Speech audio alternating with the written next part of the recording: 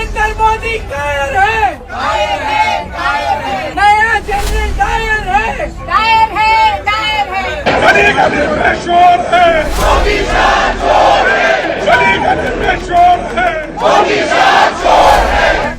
84 साल का एक नेता इस कदर चिल्ला सकता है संसद के अंदर और संसद के बाहर, ये इस बात का प्रमाण है दोस्तों कि कुछ किया हो ना किया हो, लेकिन इस सरकार की बैक टू बैक भीषण गलतियों के बाद उसने उस कांग्रेस को और उस विपक्ष को एक बार फिर से सांस लेने का मौका दे दिया, जीवन दे दिया, या फिर ये कहें कि उसमें ऊर्जा भर दी जो बिल्कुल शिथिल पड़ा हुआ था। आज से 10 दिन पहले बीजेपी वाले इस बात पर चर्चा कर रहे थे कि राहुल गांधी कहाँ हैं, विदेश गए हैं 20 दिन से, और ये बात भी सच है, बहुत सारे लोग कह रहे थे भाई राहुल गांधी कहाँ हैं।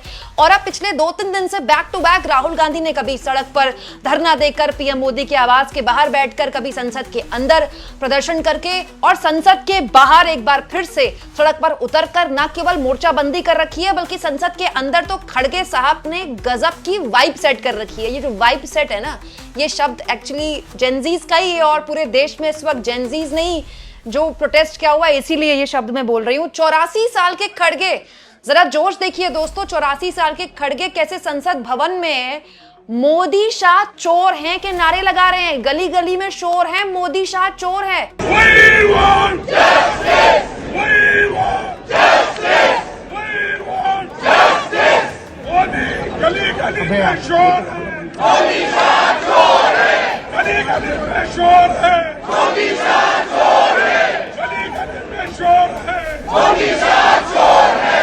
और तो और दोस्तों, आज तीसरा दिन है बैक टू बैक जब खड़गे साहब एक बार फिर से राज्यसभा में खड़े होते हैं और प्रधानमंत्री नरेंद्र मोदी की सरकार पर आरोप लगाते हैं कि छात्रों पर जो बर्बरता हुई है उस पर बहस क्यों नहीं हो रही है। हालत यह है कि खड़गे साहब जैसे ही बोलते हैं राज्यसभा स्थगित कर दी जाती है।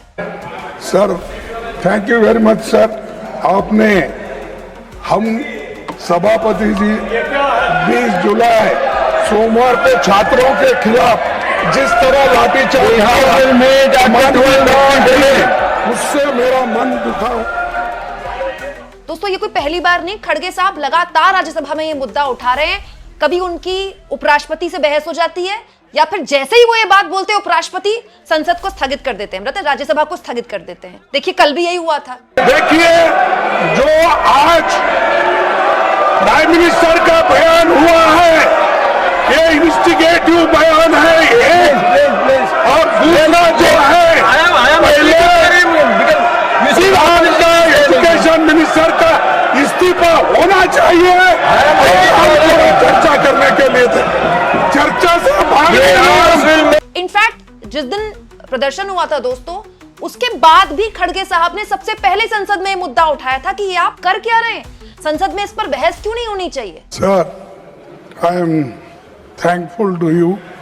You have given me an opportunity to put forth my views about this paper leak and NEET examination घोटाला and no चंदा चोरी तो है ही है, सब उसके समर्थक उधर बैठे हैं, लेकिन सर ये स्टूडेंट का मामला है, ये स्टूडेंट का मामला है जो लाखों बच्चों की जो भविष्य है उनके भविष्य के बारे में मैं बात कर रहा हूं, और उसके लिए आज यहाँ जंतर मंतर पे हजारों बच्चे वहां पर आए हैं, वहां लाठी चार्ज हो गया है, गवर्नमेंट मारने की कोशिश कर रही है, गवर्नमेंट दबाने की कोशिश कर रही है, गवर्नमेंट निकलने की कोशिश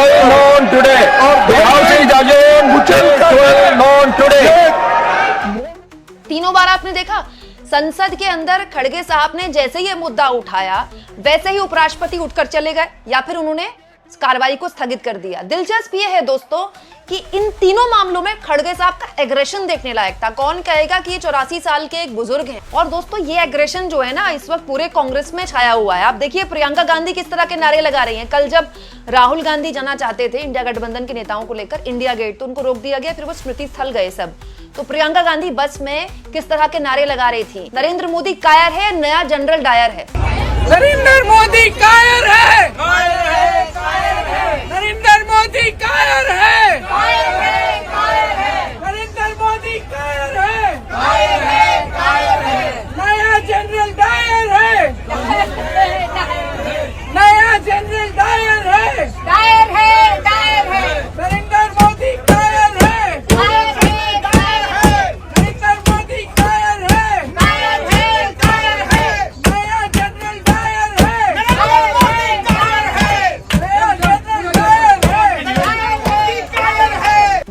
नारा इतना एग्रेसिव है कि वहां बैठे जो कांग्रेस के उनके साथी हैं ना, वो भी थोड़ा हिचक गए कि अरे ये क्या बोल दिया। लेकिन प्रियंका गांधी इस मामले में मानना पड़ेगा, राहुल गांधी थोड़ा सा हिचक है उनके अंदर अभी। वो टिपिकल जो एक हिंदी पट्टी का नेता होता है, नारेबाजी करने वाला, उनमें वो नहीं है। हाँ, लेकिन पुलिस से भिड़ंत तो खूब कर लेते हैं, ये उन्होंने दिखा दिया था। ये वीडियो देश के मानचित्र में हमेशा याद रखी जाएगी दोस्तों, कि जब देश के छात्रों को सड़कों पर उनका सर फोड़ा जा रहा था, उन पर टीयर गैस छोड़ी जा रही थी, उनको पीटा जा रहा था, उनके साथ बर्बरता की जा रही थी, उसके अगले दिन देश के लोकसभा के एलओपी ने सड़क पर उनके लिए आवाज उठाने की कोशिश की। पीएम आवास के बाहर उनको घसीटा गया, न केवल घसीटा गया बल्कि हिरासत में लिया गया, और कुछ इस तरह से वो अपना बचाव कर रहे थे। ये मतलब राहुल गांधी के करियर की ऐतिहासिक वीडियो बन गई है संघर्ष की।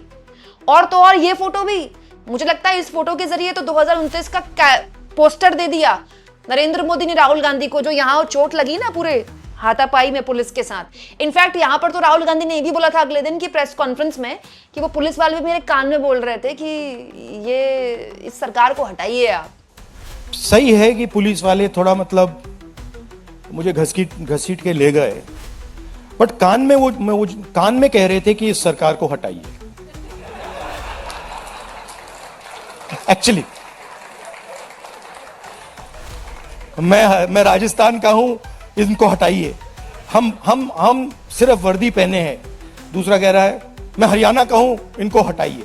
तो that sentiment is there and सच्चाई एवरीबॉडी नोस। ओके, उन बेचारों को मतलब ऑर्डर एक्सेप्ट करना पड़ता है तो वो करने हैं। But even police is not happy about what is happened. Sensible police people feel that this is a crime that is been done to the future of our country, is a crime that is being done to the people we love. They can see their children in this. अब बड़ा सवाल ये दोस्तों कि आगे क्या इस पूरे मुद्दे को लेकर। जिस तरह से कांग्रेस पार्टी अचानक से इतनी एग्रेसिव हुई है, डे वन से नहीं थी। क्यों? क्योंकि अपनी हिचक थी कि सीजेपी को किसका सपोर्ट है, आम आदमी पार्टी की वहां मौजूदगी है डे वन से, हम वहां जाएं ना जाएं। लेकिन अब जिस तरह से खुलकर कांग्रेस इस पूरे मुद्दे पर पॉलिटिसाइज कर रही है, इस मुद्दे को अपने लेवल पर। पॉलिटिक्स में ऐसा ही होता है। अब देखिए, कोई कह सकता है कि देखिए कांग्रेस पार्टी जो है पॉलिटिक्स कर रही है, तो पार्टियां पॉलिटिक्स ही करेंगी और क्या धनिया उगाएंगी इसके अलावा। अब ये जो टाइम है ना, ये बहुत निर्णायक टाइम है। इनफैक्ट मैं मानती हूँ फ्राइडे सैटरडे संडे ये 3 दिन बहुत इंपॉर्टेंट है सीजेपी के प्रोटेस्ट के लिए भी, क्योंकि ठीक फ्राइडे सैटरडे संडे से पहले सरकार ने सोनम वांगचुक का अनशन तोड़वा दिया। लेकिन सोनम वांगचुक ने अनशन तोड़ने के बाद भी वीडियो संदेश जारी करके कहा है कि उनको ये भरोसा मिला है कि धर्मेंद्र प्रधान का इस्तीफा हो जाएगा। नहीं हुआ तो उनके पास 2 ही विकल्प थे कि या तो अपना जीवन समाप्त कर लें, या फिर जो लोग उनसे कह रहे थे कि अनशन खत्म करें और देश सेवा में लगें, वो करें। तो धर्मेंद्र प्रधान के इस्तीफे पर सोनम वांगचुक ने ये नहीं कहा है कि आप सीजेपी वालों को अपना प्रोटेस्ट खत्म कर देना चाहिए। सोनम वांगचुक अभी भी सीजेपी के साथ है, सीजेपी अभी भी प्रोटेस्ट कर रही है। इनफैक्ट आज तो इस पूरे मुद्दे को लेकर सीजेपी वालों की बकायदा सरकार से बैठक भी होने वाली है। वो बैठक से क्या निकल कर आता है, क्या प्रधान का इस्तीफा होता है नहीं होता है, ये तो खैर अगले कुछ घंटों में पता चल जाएगा। लेकिन इस पूरे वक्त को जिस तरह से इस्तेमाल कर रही है कांग्रेस पार्टी, और राहुल गांधी जिस तरह से लीड करते हुए दिखाई दे रहे हैं, अब उसको ना चाहते हुए भी गोदी मीडिया को चलाना पड़ रहा है। मैं आपको एक बात बताती हूँ, गोदी मीडिया ने पूरे सीजेपी के आंदोलन को तो ब्लैकआउट कर दिया, लेकिन राहुल गांधी को जिस दिन पीएम आवास के बाहर धरा गया ना, और जिस तरह से उनको उठाया गया, उनके साथ मिस हैंडलिंग हुई, पूरे प्राइम टाइम में राहुल गांधी छाए हुए थे। कल पूरे प्राइम टाइम में राहुल गांधी छाए हुए थे। अब ना चाहते हुए भी गोदी मीडिया के एंकरों को राहुल गांधी के नाम पर उदाली करनी पड़ रही है। वो तो वैसे भी प्राइम टाइम में राहुल गांधी से इस्तीफा मांगते हैं देश की हर समस्या के लिए।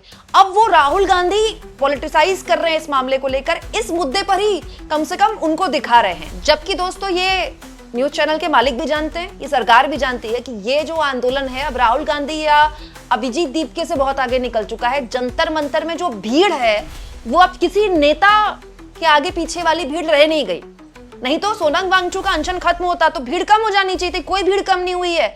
आज सुबह भी वहां उतनी ही भीड़ है जो कि जनरली होती है, कल भी रात को उतनी ही भीड़ थी, और आप मानकर चलिएगा कि आज रात और कल रात तो वहां भीड़ का भयानक आना जाना रहने वाला है, अगर सरकार इस्तीफा नहीं दिलवाती है तो। लेकिन जब तक इस्तीफा नहीं होता है धर्मेंद्र प्रधान का, आप समझ लीजिएगा रोज राहुल गांधी को कोई नया मामला उठाकर सड़क पर उतरने का सरकार मौका दे देगी, खड़गे साहब को राज्यसभा में सरकार से सवाल पूछने का और प्रियंका गांधी को ऐसे नारे लगाने का। आपको क्या लगता है दोस्तों, क्या सरकार इस संजीदगी को समझ नहीं रही है? अभी भी इस तरह की बातें बोली जा रही, विदेशी ताकतों का हाथ है। मैं तो ये कह रही हूँ, कौन मोदी जी को बोल रहा है विदेशी ताकतों वाला नैरेटिव फैलाना है? कोई जंतर मंतर पे जाके तो देखे तो पता चलेगा विदेशी ताकतें कहाँ की हैं। अपने घर से लोग समोसे बना के ला रहे हैं, पूरी हलवा बना के ला रहे हैं, पैसे इकट्ठा करके काउंट्री करके मैकडॉनल्ड्स के बर्गर बांट रहे हैं, अपने घर से कड़ी चावल बना के ला रहे हैं। कौन सी विदेशी ताकतें हैं ये बताता है कि या तो सरकार एक्नॉलेज नहीं कर रही या फिर वो करना नहीं चाहती, क्योंकि कर दिया तो फिर जवाब देना पड़ेगा। आपको क्या लगता है दोस्तों, कमेंट बॉक्स में जरूर लिखें।